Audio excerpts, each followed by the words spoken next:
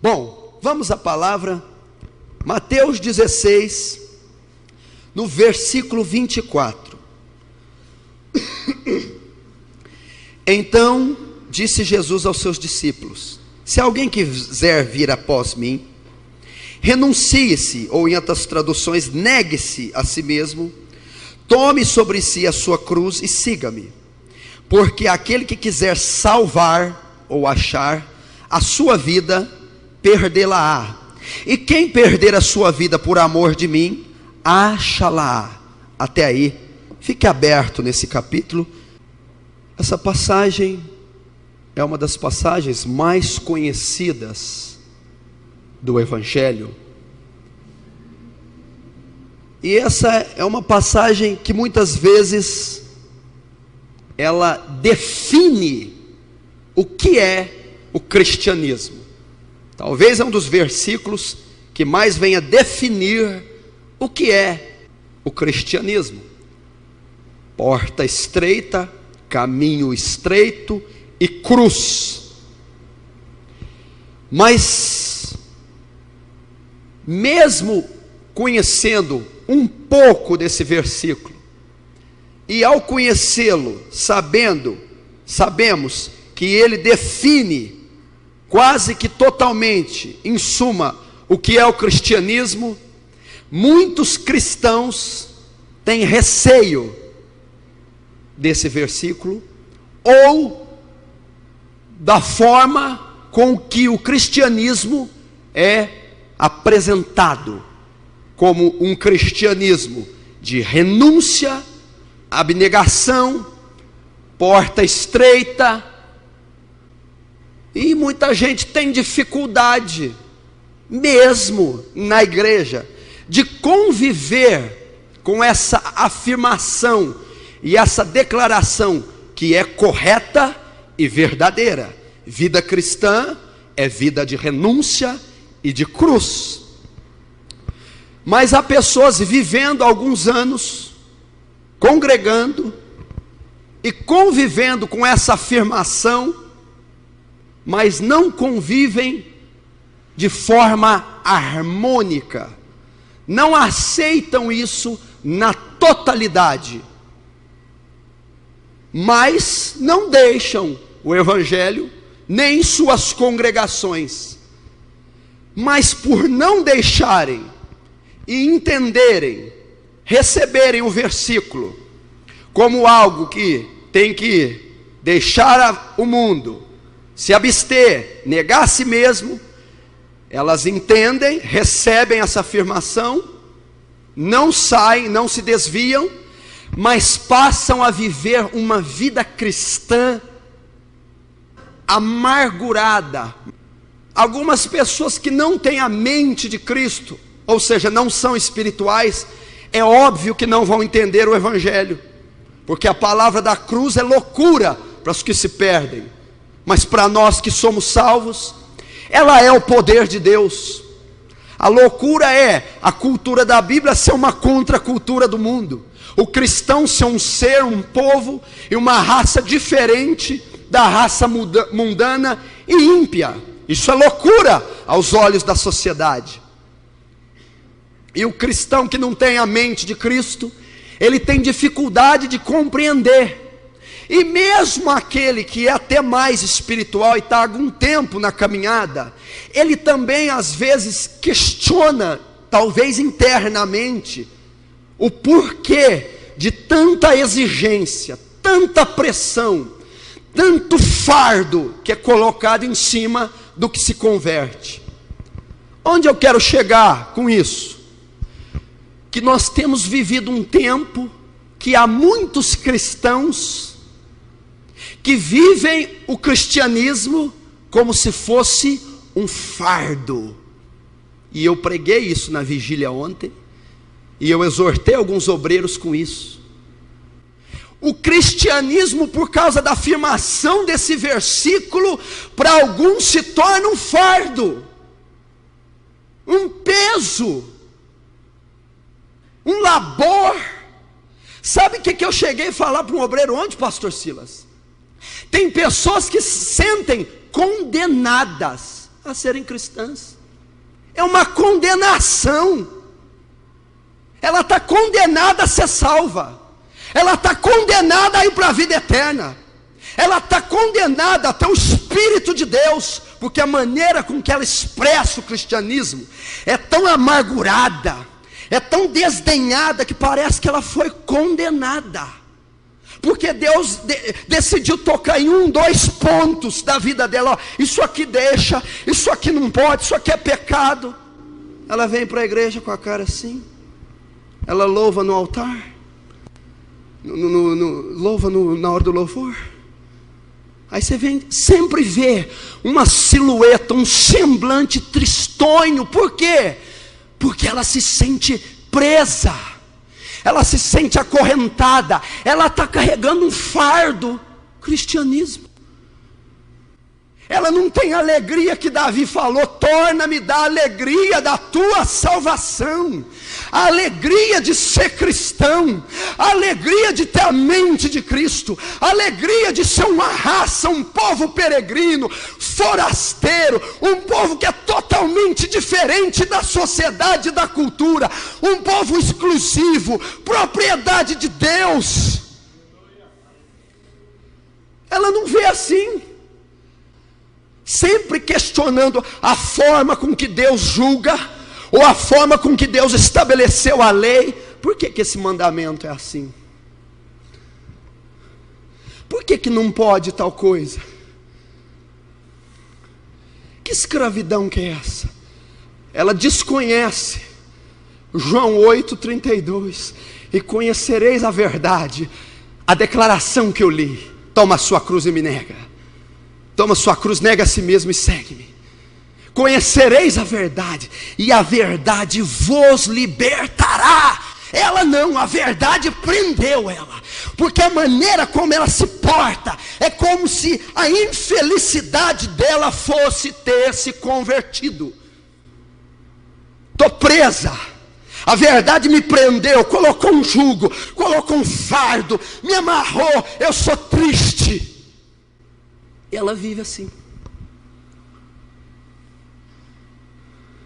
Fazem chantagens com Deus. Chantagem. Eu não estou gostando, se for assim eu vou sair. Como se Deus precisasse de nós. Como se Deus precisasse de alguém. Como se Deus dependesse de você para alguma coisa. Sabe o que eu falei para o obreiro? Abre Apocalipse 21, 22. Está consumado todo o plano. O futuro já foi estabelecido. Ninguém vai mudar isso. Ninguém impede o plano de Deus. Ninguém impede a igreja de avançar. Nem um cristão descontente. Acho que Deus vai emperrar o plano dele por causa de alguém? De uma meia dúzia? Não. Já está escrito lá. Vi multidões de milhares com vestes brancas.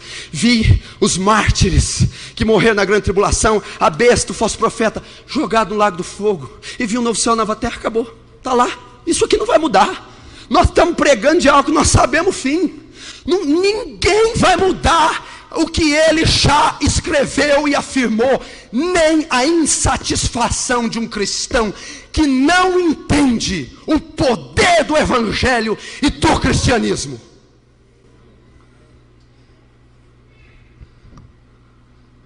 Sabe, tem outras, sabe o que elas pensam?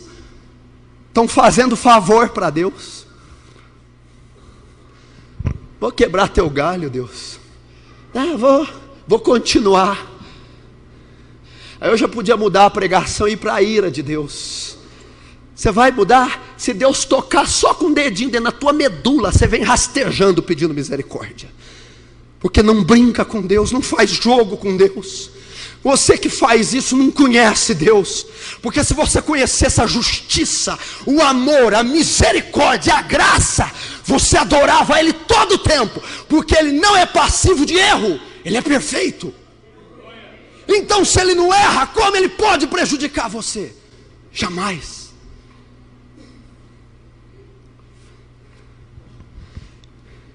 E por que elas não deixam? Ela sabe que ela está num jugo, que ela faz do cristianismo um jugo. que ela continua então? Ela tem liberdade para deixar. Eu estou falando de crente que sente assim, mas não sai da igreja nunca. Porque se eu estivesse falando de outra coisa, eu estaria falando do desviado. O desviado, olha, não, isso aí não é para mim, não, ele sai. Eu estou falando daquele que não vai sair nunca. Em primeiro lugar, por que ele não sai? Tem medo do juízo de Deus. Serve a Deus com medo da ira e não por amor a Ele. Isso não é cristianismo. Isso não é graça, isso é lei. A graça não. Eu sirvo por amor. Eu sirvo querendo ir ao céu e não sirvo com medo de ir ao inferno. Isso é graça. Esses não, eles não saem, tem medo. Não vou porque eu vou para o inferno. Não vou porque ele me parte no meio. Não vou senão capota o carro. Então vai ficar aqui nessa maldição, nesse cativeiro chamado cristianismo. Outros, sabe por que não deixam? Falta de opção. A pessoa é tão desprezada que ninguém quis ela, só Deus quis. Só Deus, vinde como está. Quem vem a mim de maneira nenhuma lançarei fora. Vinde a mim todos estáis cansados, sobrecarregados, eu vos aliviarei. Ele recebeu. Então ele não tem opção, vou ficar aqui mesmo. Mas fica ali. Hora que apareceu uma oportunidade, eu largo isso aqui. Mas não vai aparecer, porque ali foi a última chance.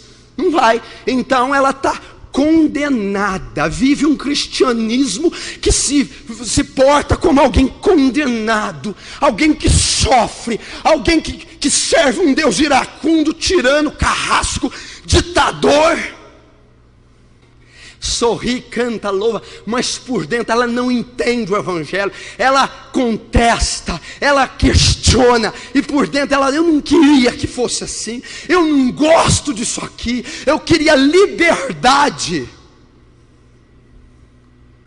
Então muitos não gostam desse versículo.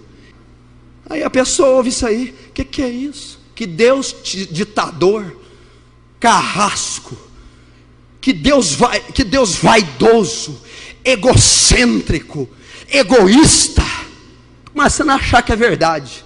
Egoísta, está sentado no trono de glória e bonecos, façam o que eu desejo. Bonecos malditos, se fizer qualquer coisa, vão para o inferno. Senhor, não tenha. É meu bel prazer, é a minha vontade. Sua vontade não tem conversa, é a minha. Você quer para um rumo? Não, tem que seguir a mim. Tem que tomar a cruz. É isso que ele oferece no versículo. E leva a nós essa visão. Deus ditador, Deus egocêntrico, Deus egoísta, Deus carrasco, Deus desumano, Deus frio e calculista, Deus individualista. Você acha que não tem isso na igreja? Um monte de gente que tem ódio de Deus, mas não declara isso com boca, com medo, mas no coração declara. Gente que chega a chorar. Eu não queria que fosse assim o evangelho. Por que ele me dotou de volição? Por que ele me dotou de vontade? Ele deu ao homem a capacidade de escolha. Ele te deu vontade, o pastor diz, mas você não vai usar para você. Ele deu para vocês, vocês têm vontade, mas você não vai fazer. Está brincando com o nosso sentimento. Está chamando nós de tolos, de estúpidos.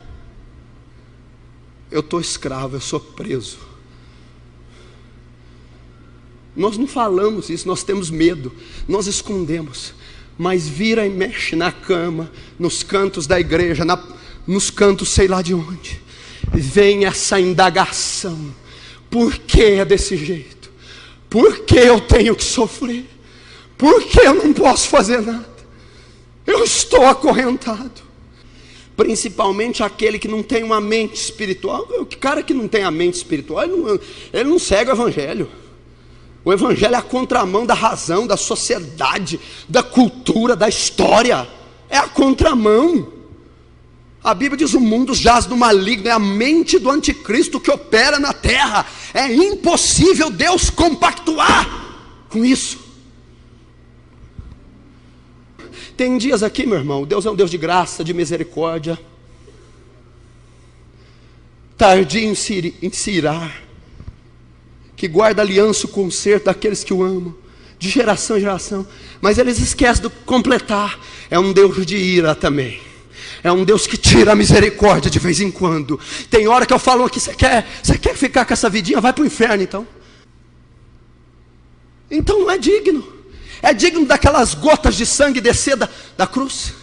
É digno do Deus homem ser crucificado. Ah, não sei. Fica desse, não sei. Eu falo assim, não sabe o que? Se quer céu ou inferno?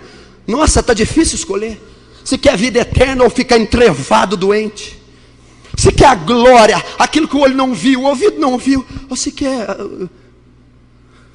Não consigo entender.